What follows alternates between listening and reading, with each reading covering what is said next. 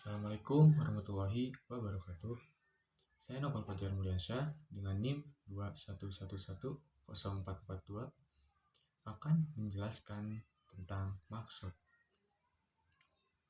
Untuk memenuhi tugas akhir mata kuliah Alpro. Jika teman-teman belum mengetahui apa itu maksud, atau kita biasa menyebut descending, yaitu maksud itu adalah bagian dari pemrograman sorting dari selection sort. Selection sort adalah teknik pengurutan yang membandingkan elemen yang sekarang dengan elemen berikutnya, sampai elemen berikutnya, sampai elemen terakhir atau indeks terakhir. Nah, di sini saya akan menjelaskan mengenai maksud sebagai tugas akhir mata kuliah Alpro. Maksud yaitu mengurutkan data dari nilai terbesar ke nilai terkecil.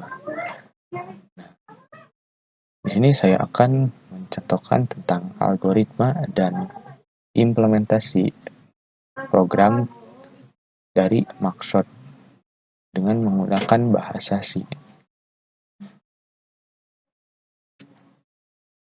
Nah, di sini saya mempunyai 5 data. Di sini saya mempunyai 5 data. Yang pertama ada angka 3, 5, 7, 2, dan 6. Nah, data ini kita masukkan ke dalam array.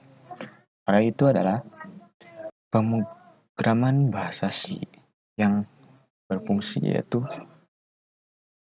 jadi array itu kumpulan dari data-data. Data-data ini adalah data-data dari array tersebut. Nah, kita masukkan ke dalam array data-data ini. Dan di dalam array itu biasa kita menyebut indeks. Dalam setiap datanya kita biasa menyebutnya indeks. Sebutnya indeks. Indeks dari array itu dimulai dari angka 0. Di sini ada 5 data. Berarti angka 3 masuk ke indeks 0, angka 5 masuk ke indeks 1, angka 7 masuk ke indeks 2, dan angka 2 masuk ke indeks 3, dan angka 6 masuk ke indeks 4. Di sini kita akan mengurutkan dengan metode maksud yang tadi. Nah, maksud itu yaitu mengurutkan angka dari yang terbesar ke terkecil.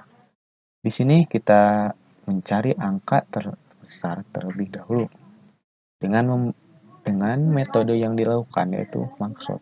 Jadi maksud itu membandingkan angka dari kiri ke angka berikutnya hingga angka terakhir di paling kanan.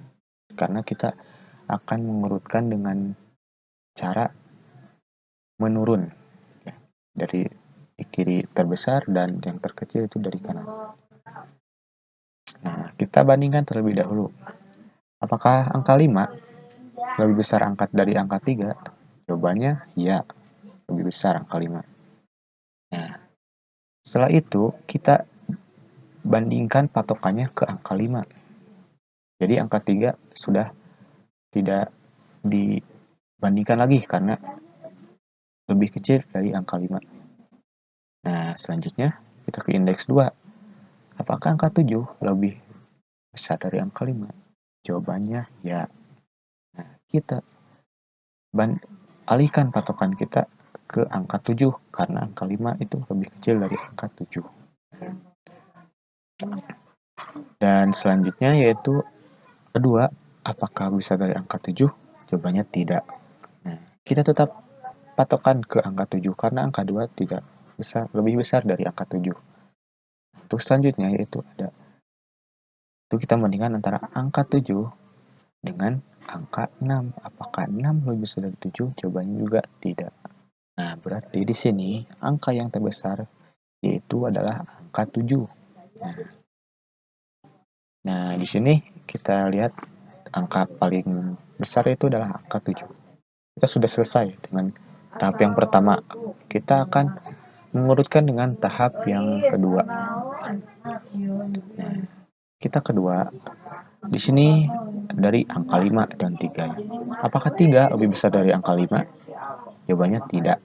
kita tetap patokan pada angka 5 karena angka 5 masih lebih besar dari angka 3. Selanjutnya, apakah angka 2 lebih besar dari angka 5? Jawabannya juga tidak, karena masih besar angka 5. Dan selanjutnya, apakah 5 lebih besar dari angka 6? Jawabannya ya. Maka kita pindahkan angka 5 ini ke angka 6. Nah, seperti ini.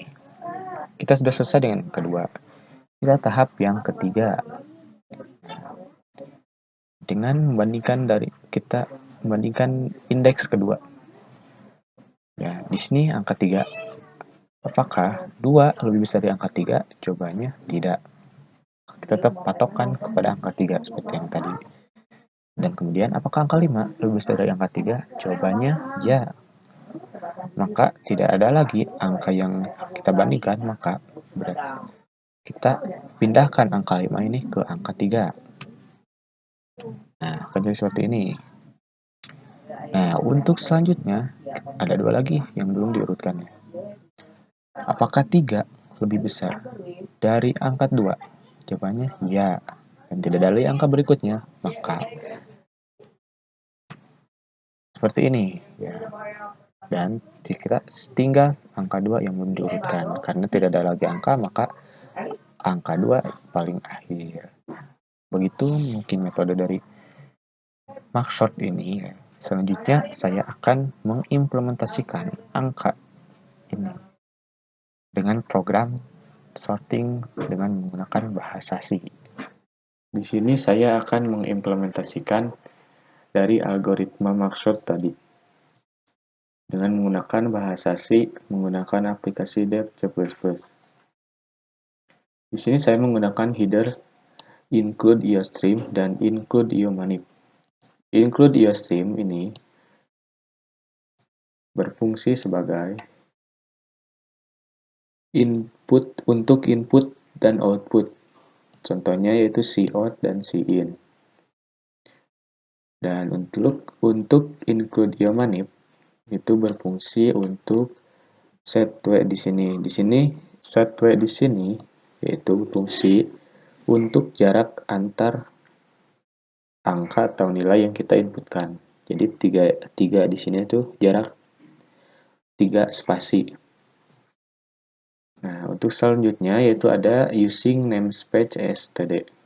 Nah, perintah ini digunakan untuk menyajikan perintah atau deklarasi kepada sebuah aplikasi atau compiler yang menyatakan bahwa kita akan menggunakan seluruh berkas, kelas, atau fungsi. Jadi, ketika kita mengakses ini semua, maka wajib untuk menuliskan using namespace std. Dan selanjutnya yaitu inMain di sini berfungsi sebagai fungsi utama dari bahasa C++ yang untuk mendeklarasikan variabel dan untuk mengembalikan nilai. Maka di sini terdapat return. Ini ada in nilai. In nilai di sini yaitu adalah array dengan tipe datanya integer dan maksimal array-nya yaitu 10. Dan ada integer A, B, C, dan D, dan integer temp, E, max. Dan di sini ada for untuk perulangan dari proses masuknya banyak bilangan. Contoh programnya seperti ini.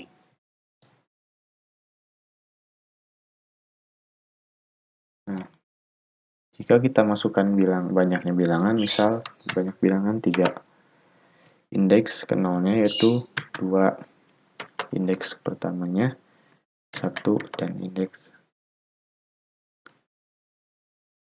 3. Nah, ini adalah proses dari perulangan yang ini.